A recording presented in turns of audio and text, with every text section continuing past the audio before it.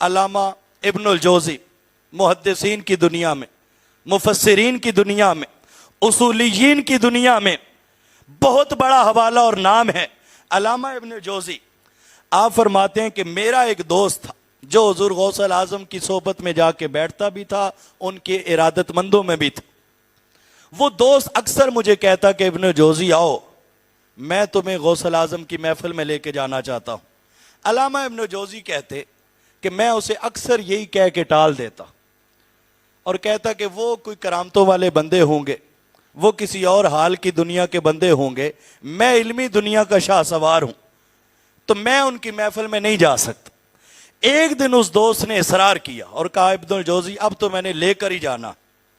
تب علامہ ابن الجوزی کہتے ہیں کہ ٹھیک ہے چلتا ہوں، لیکن مجھے قرآن مجید کی ایک آیت ایسی بھی آتی ہے جس کی مجھے 11 تفسیریں یاد ہیں، میں آپ کے ساتھ چلوں گا، لیکن آپ یہ مسئلہ میرا حل کریں گے کہ وہاں جا کر عبد القادر جیلانی سے اسی آیت پر تفسیر آپ سنیں گے اور میں دیکھوں گا کہ انہیں کتنی تفسیریں آتی۔ انہوں نے کہا کہ او چلتے ہیں، وہاں جا کے دیکھ لیں گے۔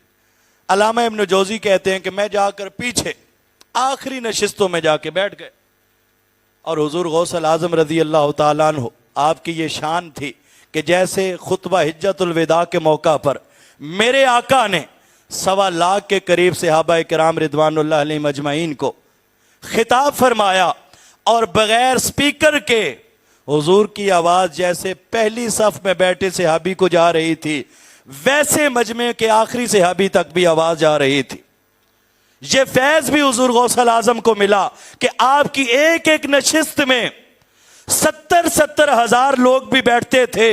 ابن الجوزی کہتے ہیں جب غوث اعظم تشریف لائے اور آ کر انہوں نے جب منبر پر خطبہ دیا اور خطبے میں آیت ہی وہ پڑھی جس کی ابن الجوزی کو 11 تفسیریں آتی تھی، ابن الجوزی کہتے ہیں میں اور خوش ہوا کہ کام اور آسان ہو گیا۔ اب ابن الجوزی کہہ رہے تھے کہ شاید یہ اتفاق ہے کہ غوث اعظم نے وہی آیت پڑھ دی۔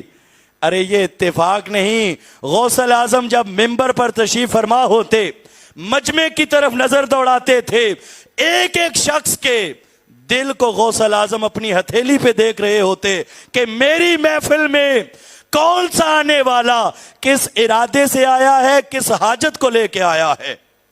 آیت ہی وہ پڑھی۔ حضور غوث اعظم نے ایک تفسیر بیان کی، ابن الجوزی دوست کی طرف دیکھ کے سر ہلاتے ہیں کہ مجھے آتی ہے۔ دوسری تفسیر بیان کی، سر ہلاتے ہیں کہ یہ بھی آتی ہے۔ تیسری بیان کی، سر ہلاتے ہیں کہ یہ بھی آتی ہے، یہاں تک کہ حضور غوث پاک نے 11 تفسیریں مکمل کر دی۔ 11ویں تفسیر کے بعد حضور غوث اعظم نے اسی آیت کی 12ویں تفسیر کی، اسی آیت کی 13ویں تفسیر کی۔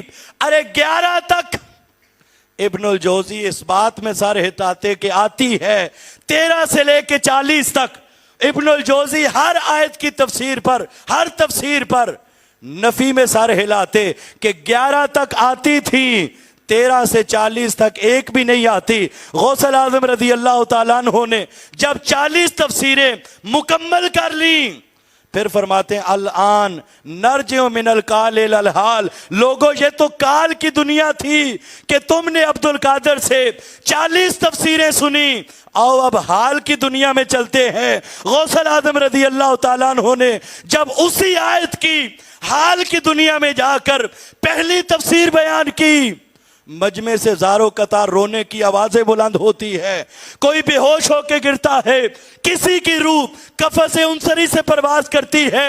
ارے یہ تو مجمع کی حالت تھی۔